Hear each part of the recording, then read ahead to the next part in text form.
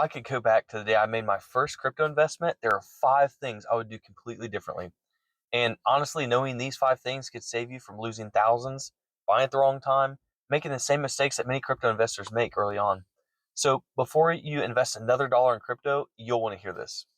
No one tells you that the real challenge isn't picking the right coin or catching the next big move. It's everything that comes afterwards. Most people only ever focus on the upside, but the people who actually stay in the game long enough to build real wealth, they often learn these lessons the hard way. And in this video, I'm going to break down the 5 things I wish that I understood before I ever invested my first dollar into crypto, and how if you invest properly, you have the potential to create generational wealth for you and your family in this asset class. So if this is something that resonates with you, like and subscribe below. We're getting ready to get into it. And as a reminder, this is not financial advice. Nothing I say is financial advice, but strictly my own opinion for educational purpose only, right? So cryptocurrency can create incredible opportunities, but mistakes are often very expensive. The goal isn't to predict every coin or every market move, it's to build a system that protects your money and lets you actually keep the wealth that you create. So let's start with the 5 things. The first one is that crypto security is more important than picking the right coin. And when I first got started, I was big on cold storage wallets, right? Not your keys, not your crypto, that sort of mindset. And it is true. The safest way to store your crypto is with a cold storage wallet. Now, on the flip side, what that does is also limit your ability to make moves when the market's moving. So, depending on what stage of the cycle you're in, if you're getting ready to take profits, it is cumbersome and sometimes tricky to transfer your assets from a cold storage wallet to the exchange you want or to the broker you're using.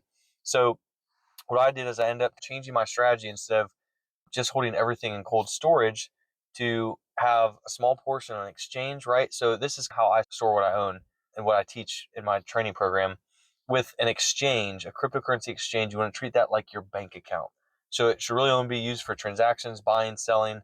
And then what I do is I segment a portion of my holdings into cold storage for the long-term holdings, safe, secure, completely disconnected from the internet. The other section, I like to hold a brokerage. So most people either use like Caleb and Brown's popular. That's what I use.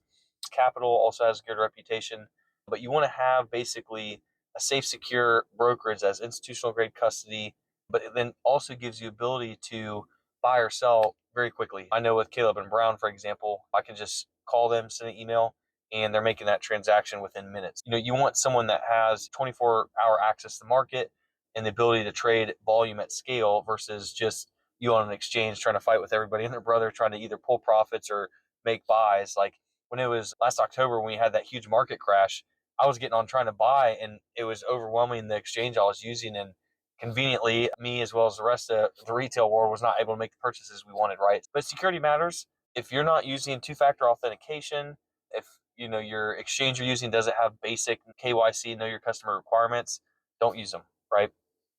And of course, obviously, if you're using a cold storage wallet, never ever give your seed phrases or keywords to anyone besides yourself or a spouse if they're in this journey with you. Anyone online or from a brokerage, supposedly, or from an exchange, if they're asking you for your keys or passwords, everything's it's obviously a scam. So stay away from that. So that's kind of one of the biggest things is that it's so easy. And you've seen cases like this where people hold millions in cryptos, make all these gains, and then they lose it because of a security breach, or they foolishly, by mistake, are caught into giving up their seed phrases. So it's sad to see, but it does happen. So this is not like holding a bank account. This technology is still early, still in a lot of ways is developing, and still kind of like the Wild West. So you have to be very cautious and guard what you hold. Once you know how to hold your crypto, what exactly should you be buying? And there's 2 schools of thought. So kind of the meme coin realm and then utility coins, right? So I'm not even going to talk about Bitcoin or even Ethereum, even though it can be considered a utility coin. But a lot of people on the internet are buying pump and dump schemes, trading meme coins, and there is money to be made in volatility. That is not why I invested in cryptocurrency. I invested for the long-term technological revolution that it's going to create in the global financial landscape. I like primarily holding utility coins, specifically ones that solve massive global problems and ones that have partnerships and relationships with institutions and companies and intermediaries, people that are going to actually be implementing using the technology at scale. Another thing I look for is a fixed supply asset. There's only a certain number of X amount of coins in existence for the projects I like. And the reason being is we live in an inflationary environment where our country's fiat currency is ever inflating away. So you want to be holding fixed supply assets. So for me, some of those coins are XRP, Stellar's XLM, HBAR. I've talked about those in other videos. And honestly, even among utility cryptocurrencies, not every asset you hold should have the same conviction, right? There's other smaller cap coins I hold, like SHX or even Velo, that there's a time and a place for them. And there's a lot of gains to be made because the price points on them are still really low. But do I think they're going to be around in 20, 30 years?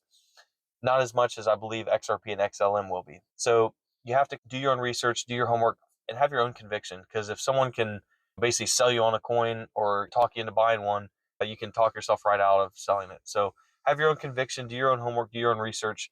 But utility coins over meme coins, at least in the long term, and especially once the Clarity Act finally passes here in the United States, and other nations are already having their own Clarity Act type legislation being passed, meaning there's coming a day when the tens of thousands of cryptocurrencies in existence will be narrowed down to possibly even just a few dozen over the next few years. And that legislation and legal aspect is going to really cause a big separation from the wheat and the chaff in this market. And a lot of these meme coins that people are trading are literally going to go to zero and be done away with. So just know your risk tolerance too. I'm not a day trader. That's not something I promote. But if that is something that you're into and you can stomach it, hey, that's up to you. So another thing to keep in mind is that there's a lot of narratives around certain coins. And it's important to not confuse a great story with a great investment, right? Read deeper than the headlines, do your homework on the teams and the leadership of these actual coins, and see how successful they've been either with other groups or companies in the past, and what their technology is actually solving. Because if it's not solving a problem that's super important to the global financial landscape, probably not going to be a good investment. So a certain point with my research into coins was I stopped asking how high could this coin go and started asking what could this coin be worth in 5 or 10 years from now. But even if you find a project you believe in, there's another mistake that can cost you just as much, and that's not understanding where we're at in the cryptocurrency cycle. So a lot of people believe that cryptocurrency cycle is based off the Bitcoin halving, but if you really study it, and conveniently around the time when Bitcoin came out, I'm a firm believer in the market thesis that the cryptocurrency cycles are based more off of the debt refinancing cycle, right? The business cycle. Meaning, when you see large expansion in the monetary supply, money printing, inflation, lowering of rates, that's when typically the crypto market skyrockets. And traditionally, that's been roughly on a 4 year time frame. Although this last cycle has been a little bit extended, and we're kind of in almost a no man's land period where we're kind of in the bottom of this bear market. But with legal legislation coming on board in countries across the globe, and as like we are talking about a separation of the wheat and the chaff from utility and meme coins, I think we might see a different kind of bull market as we come up over the next year to 18 months. And we really don't know what certain coins could do once utility actually kicks in. We've never seen that. All the market cycles up to this point have been speculative, retail, narrative driven real heavily, but we've never had a true utility market, which I think is really going to be life changing for many people that are invested in the right assets on the front end. So I'm not saying utility is going to be fully in swing on this next bull market we're coming into over the next year or two, but there is a point where that will kick in and these assets will start to be in use. And when that happens, hold on to your hats. Another thing to consider too with these market cycles is you have to ask yourself, why am I buying these assets and what is my goal? Because at the end of the day, for me, the whole goal of cryptocurrency investing is not to just sit and hold them. There's certain coins that I will sit and hold long term because you'll end up being able to borrow against them. There certain ones I believe are going to be worth quite a bit more than they are now, specifically XRP. But I have a plan for each crypto I hold, meaning there's some I plan to sell as soon as I hit certain percentage points in gain as we come into the bull market. Sell it, liquidate those bags, awesome. Transfer those into other assets like real estate, precious metals, other things I'm investing in. Others I'm holding for the midterm over the next couple years as utility starts to kick in and see how they perform. But with that, you have to have a plan for every coin that you hold and have a conviction with your market thesis as well. Again, do your own homework, do your own research, but it's pretty clear you can pretty much track roughly around every 4 years, those cycles, those transitions. That's how the crypto market currently functions. One thing to keep in mind is that as we go into a more utility based market, a lot of those volatile fluctuations won't be as extreme because the legislation will basically enforce and keep price stability to a certain extent. So the time to make symmetrical profits and exponential gain is by getting in now on the front end of that change. Because once utility and all these legislative changes are implemented, that's not always going to be the case. We'll have more price stability, but the window to make 5, 10, even greater gains than that in this market will be a lot more minimized. So the bottom line is have a plan before the market gets exciting and the emotional hype kicks in. And if you don't have a plan when the market is boring, you're probably going to make your plan when the market is emotional and extremely volatile. And that's usually the worst time to make a plan and make those types of decisions. So the fourth thing I wish I knew is that taking profits is part of investing. I used to be a big time hodler, bag holder. A gain on the screen is not the same thing as wealth you actually captured. So one of the hardest lessons is that you don't lose a profit you never took, but you can give back an unrealized gain.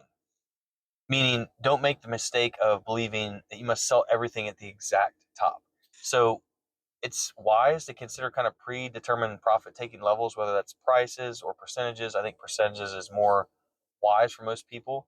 And you can reduce risk while maintaining some exposure to the market still. So when I take profits, I want to be able to reallocate that into other assets that are going to pay me without having to show up to a day job. That's the whole point. So real estate is going to be one I'm going to roll these assets into very heavily. And then a small portion for precious metals, just because we're in a potentially decade long commodities bull cycle. So getting in now with gold, silver, some other commodities would be wise in my opinion. So the whole goal is to turn this present volatility into real world financial freedom. The crypto market, as we said before, will not stay this way forever. So that's why it's way more important than ever to get in now as an early investor. Ultimately, the point of investing isn't to have the biggest number on a screen. The point is to turn assets into a better life, buying back more of your time. Or at least that's my goal. And then there's one final lesson that this fifth lesson a lot of people don't even think about till it's too late. And that is crypto taxes can completely change your strategy. Meaning taxes aren't something you want to figure out after you've made the money. They need to be a part of your plan. So crypto transactions, whether you're buying, selling, trading certain coins, can create tax consequences depending on what you're doing. So buying and holding isn't the same as selling or exchanging. So it's very important to keep detailed records of your purchases, any tokens that you sell, movement of exchanges, transfers even. Transfers you normally aren't taxed on, but you want to have logs and have stuff ready for when you take profits so you can trace it back where you purchased it. Don't assume swapping one crypto for another is tax free. It's usually not. And don't wait until tax season to figure out what happened. So I always encourage find a crypto friendly or a crypto savvy tax professional to help you with your specific situation. The ultimate goal is legal tax planning, not tax avoidance. Because ultimately making money is exciting, but finding out later you didn't plan for the tax bill is not. So when we bring all these things together, security, asset selection, knowing where you're at in the cycle, knowing when and how to take profits, and then having a plan for taxes. These are the five things I wish I knew before I started investing in crypto. And I had to learn certain things the hard way and get spun up very quickly because this is a very dynamic, changing market. These are the things you need to know, especially as we head into this coming bull cycle. If you have your plan squared away beforehand, you're going to be in a much better position than the average investor and have the potential to create generational wealth in this asset class. The process isn't simply buy a coin and hope it goes up. It's a complete wealth building process. You're literally investing in and owning a piece of the rails that are creating a once in a thousand year global financial revolution. And I truly believe we have a small window, these are your last few years, to be able to make exponential gains in this space, as there will likely come a time when the average retail investor may not even be able to purchase cryptocurrencies. The time to invest is now. And again, reminder, this is not financial advice, my own opinion for educational purposes only, but this is the framework. And at the end of the day, crypto can potentially be an asset in your wealth building strategy, but it shouldn't be your entire strategy. So if you want the whole plan and what I teach people in my coaching program, hit the link below. I go through the 4 lies about money, the 4 truths about money that we're not taught in this generation or learned in school, and the 4 main assets I'm investing in, including cryptocurrency. So that link is below for the free training. It's a condensed portion of my actual training program I work through with paid clients. And I want to hear in the comments, what are your thoughts? Are you investing in crypto? Are you thinking about it and just haven't pulled the trigger yet? Curious to see where you're at. So if this interests you, thank you for your time and tune in the next one.